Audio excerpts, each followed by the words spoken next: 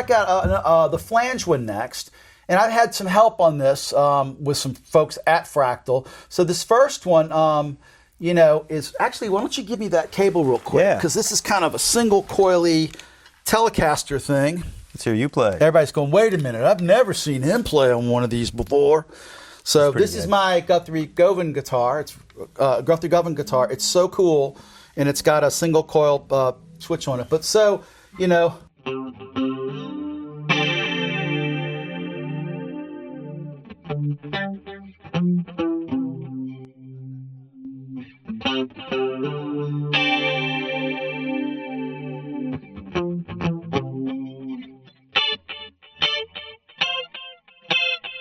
So, and I could make that a Stratty kind of thing.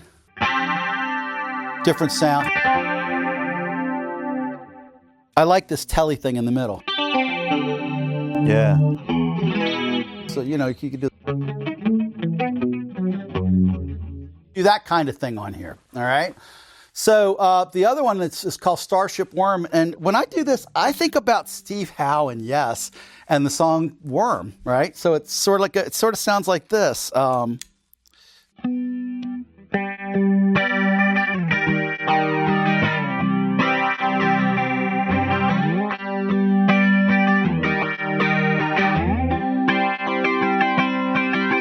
get that.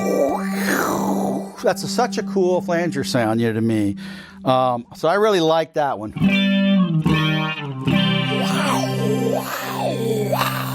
Yeah. But you get the Barracuda, it's kind of.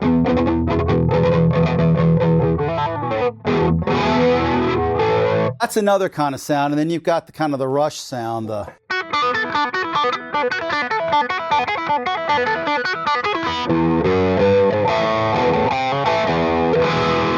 So phaser-wise, let's take the delay off so we can actually hear the phaser.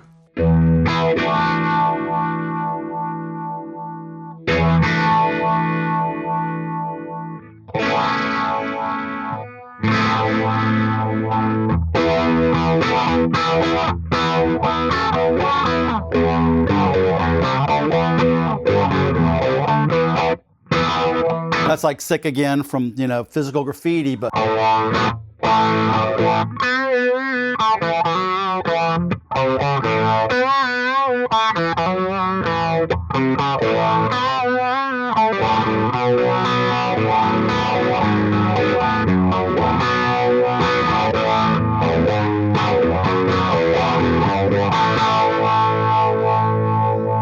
It's not the default setting. You'll notice on it, I've got it at 1.2 because that's about where, say, Jimmy Page would do it, is more of a instead of it's a little bit slower. So, but that's the Stripe 90 there, but there's a Stripe 90 here. There's a micro boost in front of, excuse me, and then there's another Stripe 90 that's the slower version of the exact same phaser. So you can go back and forth between fast and then a little slower.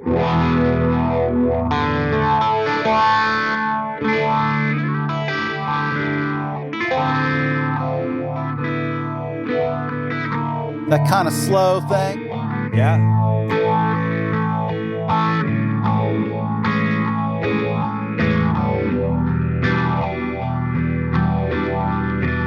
Electric Light Orchestra from Face the Music. Let's see. This is going to be Name That Tune time. Oh, man. So, but it's really cool that we can get those things in there. I think this is a good time to mention, like, you've got a lot of different ways of doing things. So, like, you'd have these two phasers, and you like the slow and the fast, and then you can assign the expression pedal to change that within a range you want. Yes. So, like, when I see this, and I go, this is where I would discover these two sounds, I go, like, oh, yeah. Well, what if I wanted to, like, I don't want to, like, hit the buttons to get there. I just want to, like, move it quickly. You can assign this expression pedal and, like, just limit it to the range where you want it to be. So let's do that right now, okay? So you've got the expression pedal down there. I'm going to give you this. Yeah. And by the way, that's perfect for something like a Univibe that really does use a pedal. But so let's assign an expression pedal now to that phaser just to do what we just did. Right now we're on the slow one, so I'm going to go to this I'm going to go to the editor and I'm going to left click on it. I'm going to say the source of this is pedal 1, and I'm going to put the minimum up at about 742, whereas, all right, right now it's on the highest, right? Yeah. And now I'm going to go up to 1.2, and as he moves that pedal, it will get faster. But you may even want to have more control over it. You may want to have it really go fast.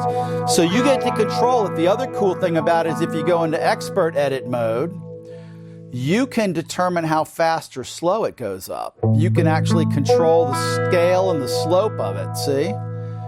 That's really handy because when you're using your foot to move it, it's hard in real time to like get it to go at the rate you want. You can have this slow down, so you kick it forward and it takes its time to get there, which is really, really brilliant. You can actually even do this attack release thing, which is also useful for like Leslie's, where it won't immediately go.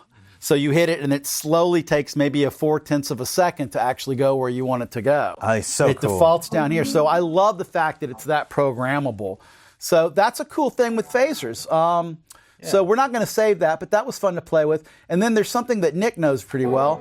And by the way, I'm looking at this one and I see some things in here I didn't do. So Fractal did do some of this one, but I know I started the phaser one when we were doing beta testing. So apologies if someone's offended out there. All right. So Tremolos now, and I know I did start this one. So I think, once again, Fractal, I think, made it better. But this one is, the first one is a harmonic tremolo, but it's set to a 1/8 tap tempo.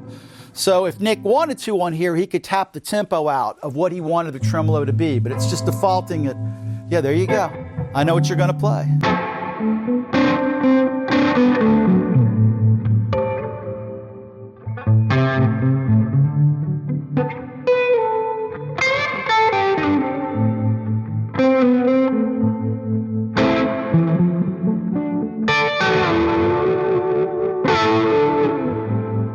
It sounds so lush and like... Yeah, Matt, I can tell they added a reverb to it that I didn't have in it that's just super deep. I'm going to turn it off for a second so you just hear the tremolo. That's that wonderful harmonic tremolo you already love.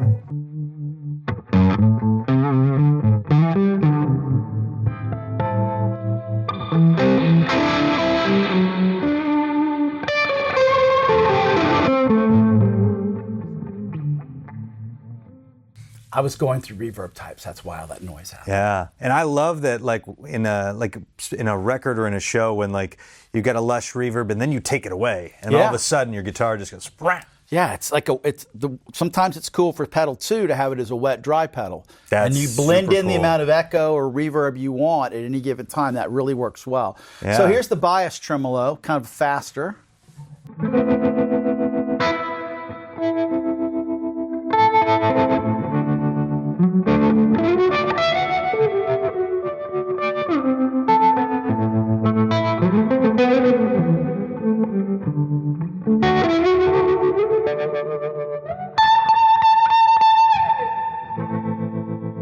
Here's an optical type tremolo. There's a compressor in front of this one, so.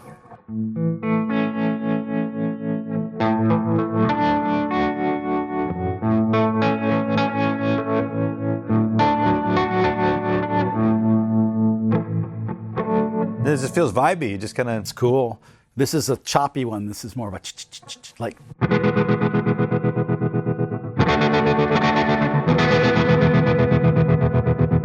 Towards the end of the song. Or how long is now?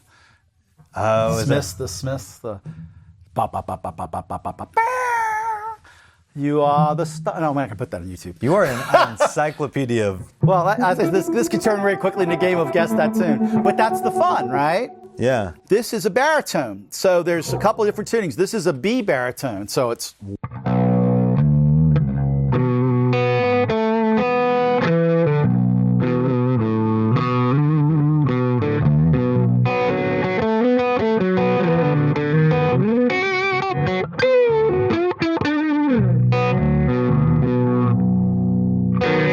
Pretty cool. That's rad. And then this is the David Lynch version of that sound.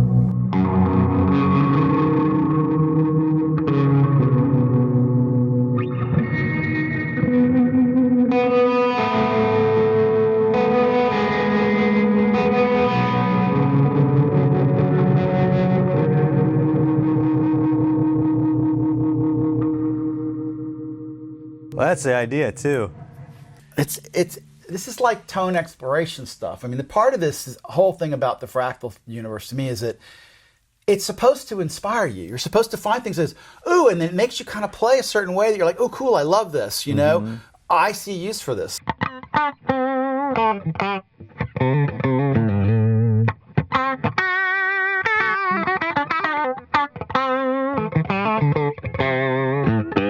So that's got a compressor on it, and it's got this kind of, that's a high vibration section is what that one's called. So that one's fast. Almost like a Leslie. All right?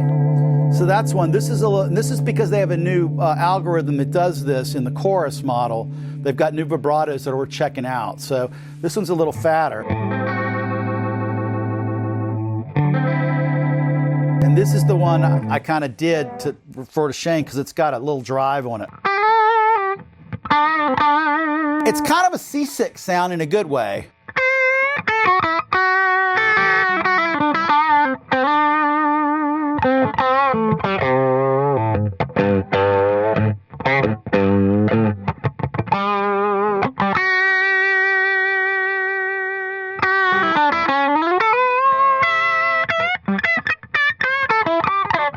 So I kind of hear that a lot in like soul, jazz stuff that's going on. They'll just kind of throw that in to add a little extra excitement on it, yeah. It's probably more like what Shane do on a neck pickup. That's cool. I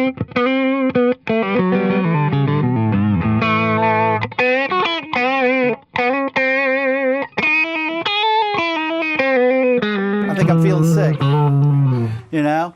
And then there's a rota kind of like, that's almost pretty much like a rotary. Yeah, that's nice.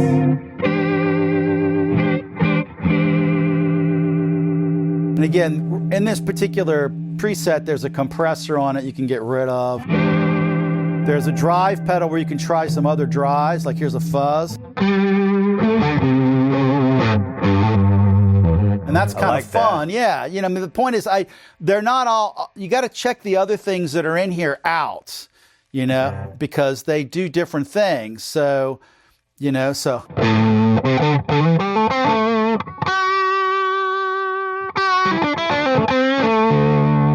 Different than.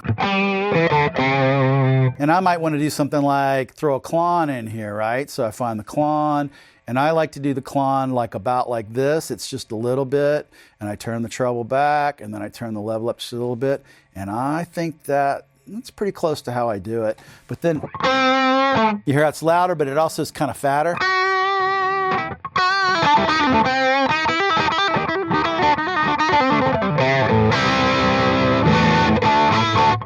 All right, I'm getting carried away, but.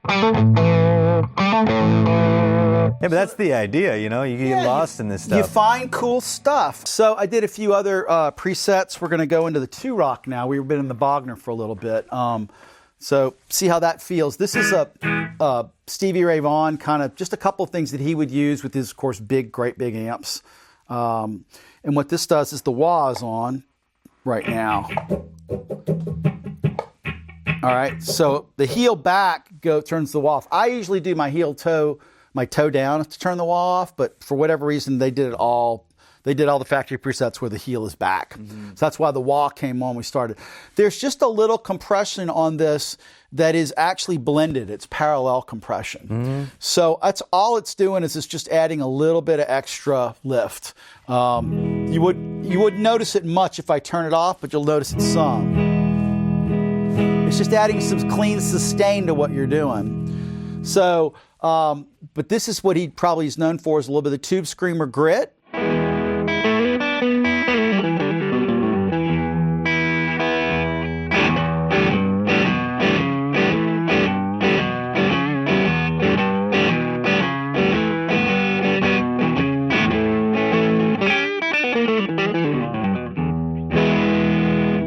Yeah. And then there's a nice fuzz octave on here, so good neck type pickup.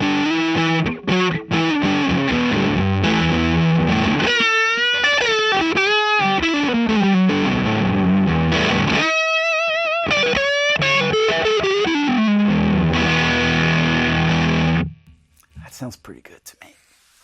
So that's fuzz, and then I put fuzz Octavia D. This is the Octavia. I misspoke earlier. So.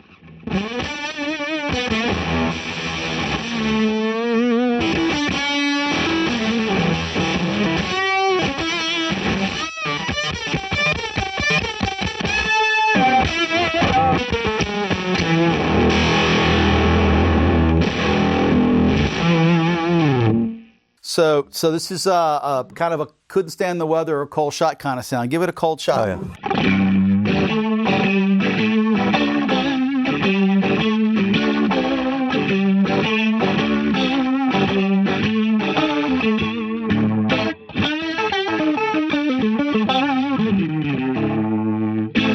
That sounds great. Sounds like it. That sounds great, yeah. Another preset, I tried to get you some of the tools like to get kind of an Eric Johnson kind of clean sound. So this is kind of his sort of cold, you know, so. And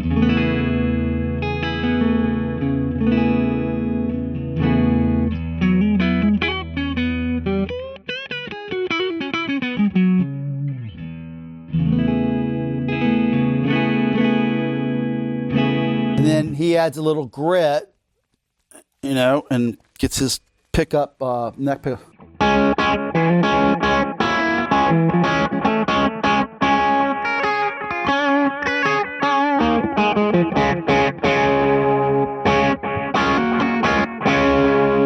So this scene is the Austin Johnson. It's the lead fuzz on the bridge pickup, and Nick's gonna do a few things with it.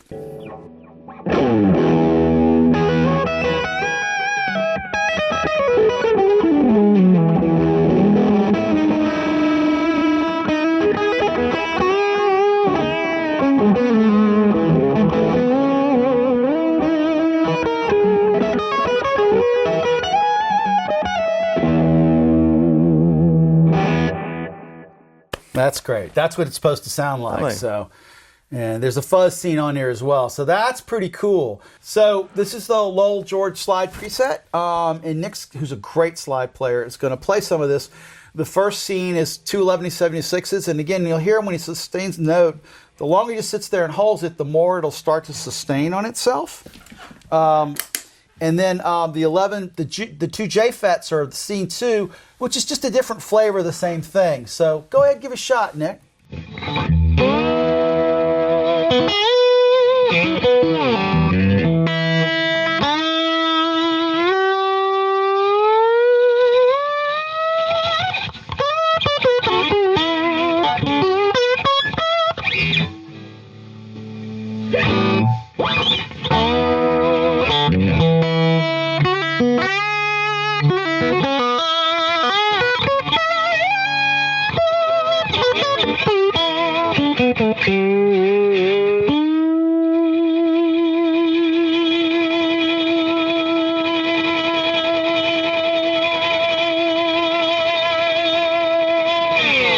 I love that.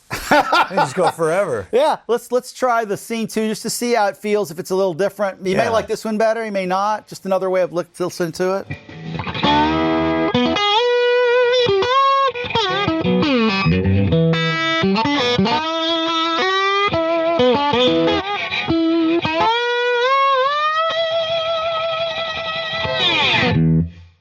Definitely feels different. Like, and this is where it's really, especially two compressors, they're really touch sensitive. It depends on how you play. Yeah.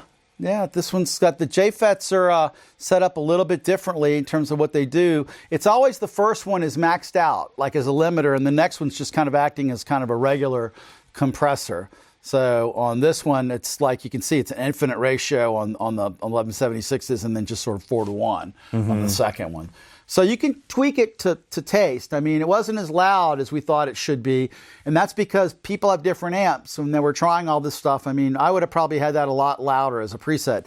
But also, for some people, if they had another amp that's really simple, it might have blown them away. So I get why they did that on it. Do you know any U2 songs? Not really.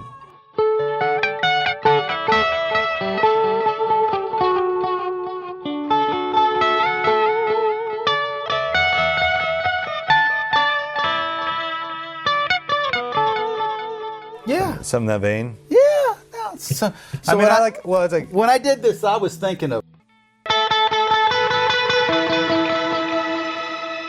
There it is. So that's the shimmer, and you use the pedal. It says P1 on here to do that. So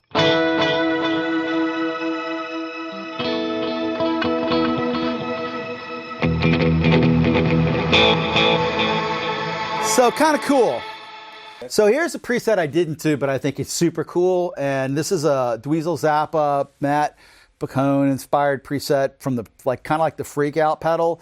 And so you can play a note, and when you press the pedal down, it's going to add feedback and overtones to it. And as you keep adding, it keeps changing. So Nick's never played this before. It's his first time on it. So put your volume about 7 on that neck.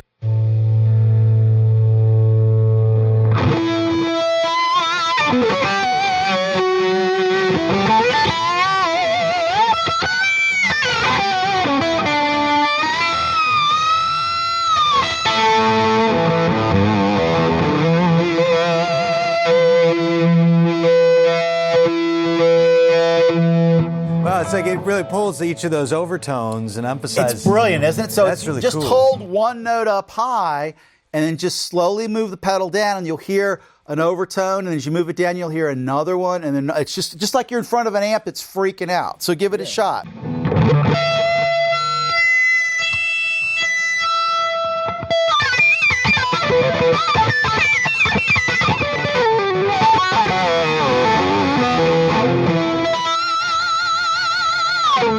Yeah, use it the way you want to use it, but it's not meant to be a wah-wah pedal thing. It's meant I'm playing the note and I'm sustaining it, and now I'm going to add this to it, and I'm going to go over and add that to it, I'm going to add that to it, and it'll just sit there and it'll just sustain and go crazy.